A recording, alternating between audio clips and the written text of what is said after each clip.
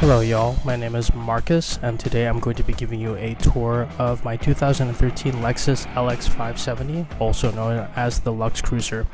Now this is in voiceover because wanting to film this in a cool location, the wind did not want to cooperate with us, so let's jump right in. So starting here at the front, this is a ARB Sahara bumper designed to fit on the Land Cruiser 200 series, and the Lexus model's bumper sticks out a little bit more, so we had to do a little bit of very careful trimming to get this to fit exactly. And the company which did this entire build was TFLoffroad, also located in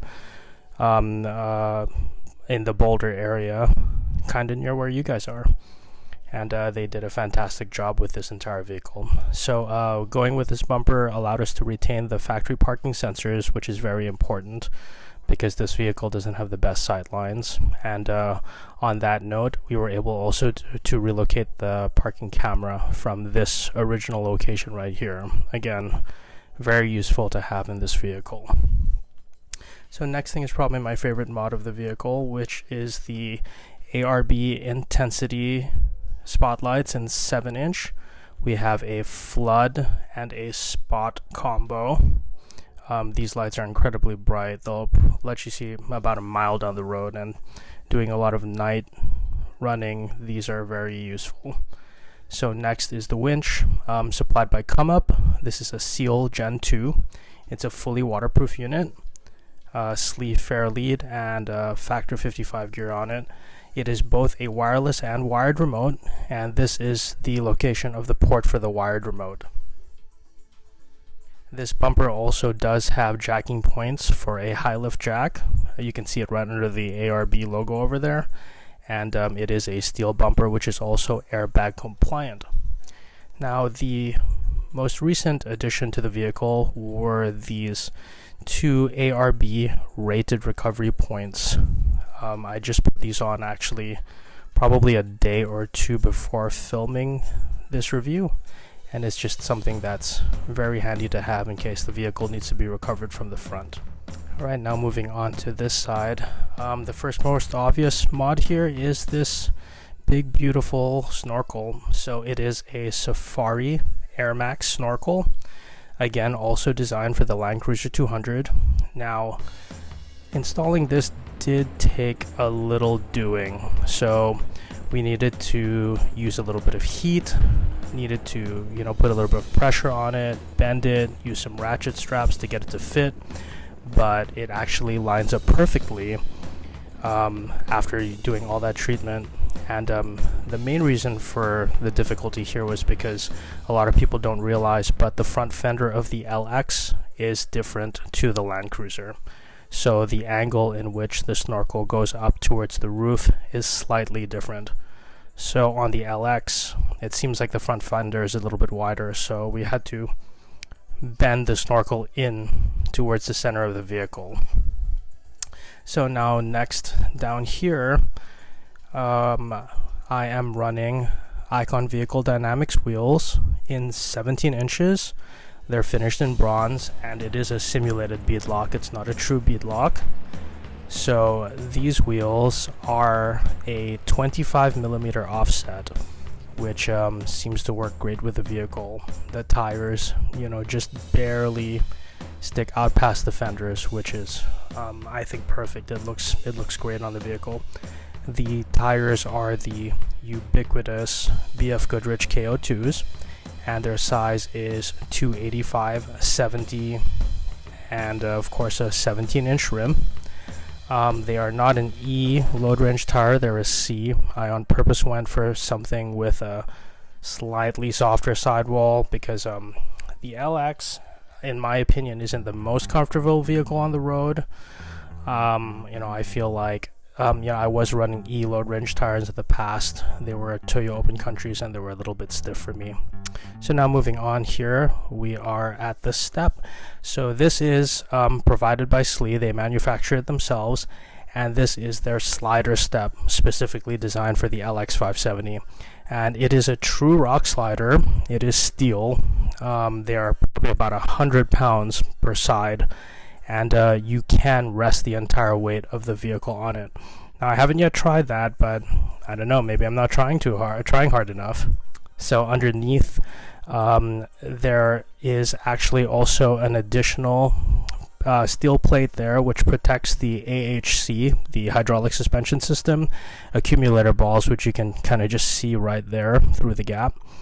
Again, low-hanging fruit, and SLE very astutely provided a good solution to protect those. Now with this step, we were also able to retain the factory lighting, so when you approach the vehicle, it illuminates the step. Okay, now moving on to the back of the vehicle. Again, a full steel bumper, again manufactured by SLE Off-Road. Now this bumper has the dual swing outs, one on the right, one on the left, obviously. It does contain auxiliary LED lighting, which you'll see down here, and those two LED strips over there are running lights, brake lights, and turn signals. On the right swing out over here, we have the high lift jack mount, which goes behind the spare tire. It was really nice being able to get the spare tire out from underneath the vehicle for clearance issues and just convenience. So again, here's a close-up shot of those auxiliary lights, because obviously the main lights are kind of blocked. So in terms of auxiliary lighting too, right here we have two rigid Ignite backup lights, and let me tell you, these provide a lot of good lighting for backing up this vehicle, especially now that there's a little bit of obstruction through the back window. Having as much lighting as possible is really, really helpful. The lights actually can also be triggered from inside the cabin remotely without putting it into reverse. So over here I have gone with a Factor 55 hitch link, and I went for this, aside from being that cool olive drab color, because it can take a steel and a soft shackle, so recovering from the back is a little bit easier. Now underneath here, SLE also repositioned the 7-pin connector. It used to hang down, and now they kind of tucked it up, so it protects it in case you do touch the bumper, which I did on Fins and Things on the I believe you call it the butt clencher.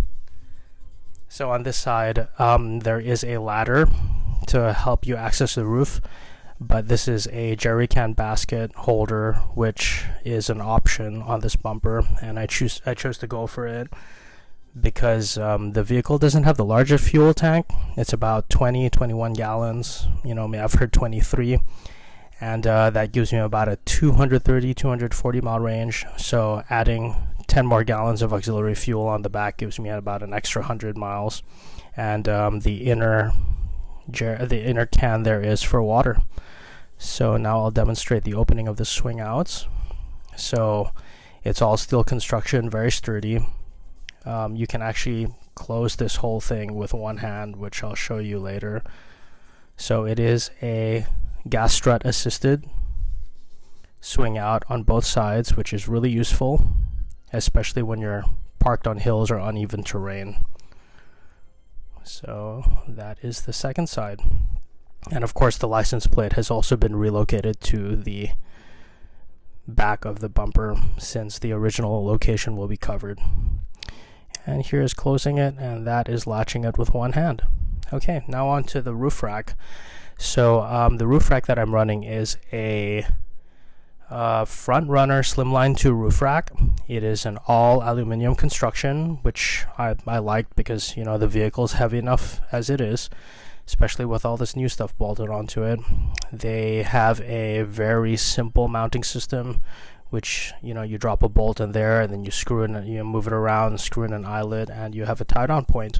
They also make tons of mounting accessories like this back here, which is their mounting system for my Max Tracks, also finished in that really cool olive drab color. So now mounted to the side of the roof rack is my axe, which is probably my most used accessory when camping. Splitting firewood is very useful, and it got a nice permanent home over there.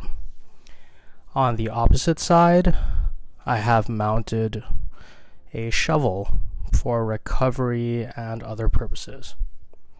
Alright, next to under the hood. Now here is another one of my favorite accessories, which is an ARB dual air compressor. Now this was a must-have for me because I'd be lazy sometimes and not air down because I didn't have a fast, easy way to air back up, and this definitely changes the game. The other reason I've got it under there is because this vehicle also does have an ARB rear air locker, and again, great addition. Everything is controlled by a Switch Pro's control panel on the inside of the vehicle, and that is my LX 570, also known as the Lux Cruiser. I hope you guys enjoyed that review. I'll be posting more information, more of my little adventures and some gear reviews on my Instagram, which is @Lux_Cruiser. And thank you for your time. I love the channel, guys. I love the channels, guys. Roman, you and your team are very entertaining, very informative, and very honest, and I really appreciate watching all of your content. Keep it up, guys. Thanks again.